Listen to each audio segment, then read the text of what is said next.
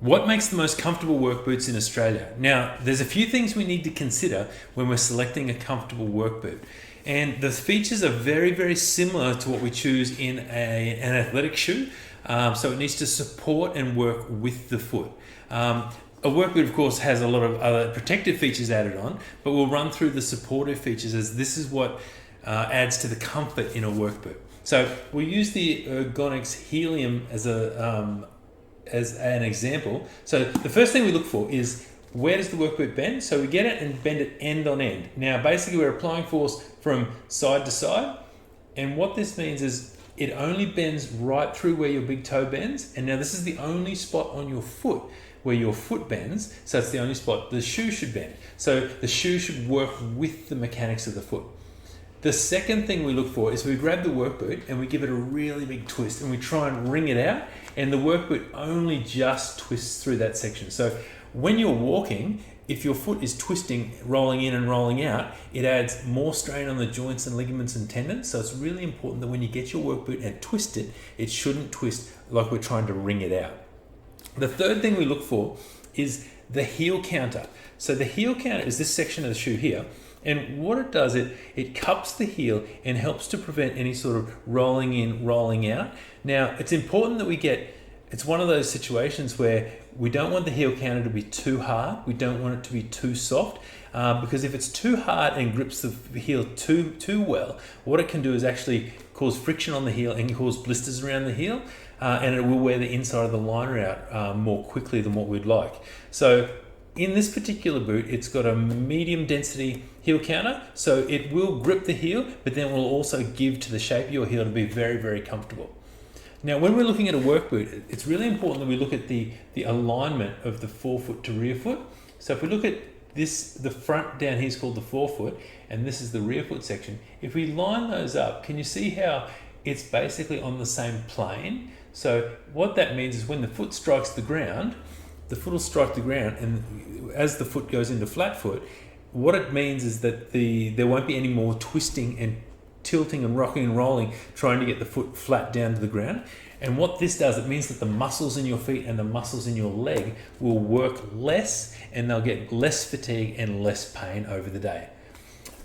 So the next thing we look at is the midsole. So the midsole is this section here. So you've got the outsole, so it's on the outside, and the midsole is this section between the outsole and the upper. So what we have a look at is it needs to be shock absorbing, so when you strike the ground, there won't be as much impact go through your heel up into your knees, hips and back. But it also needs to be firm enough so it doesn't wear out too quickly, so you get at least a year's life out of the boot. So what in this particular boot here, it's got a medium density solid shock absorbing midsole, and you can actually feel it when you get a set of these in your hands. You can actually feel there's a real difference between the outsole and the midsole density. So that will give you comfort when you heel strike, but as also when you go to toe off on the boot, there's the midsole that extends right the way down to the toe here and helps to give you more cushioning and support that foot a little bit better.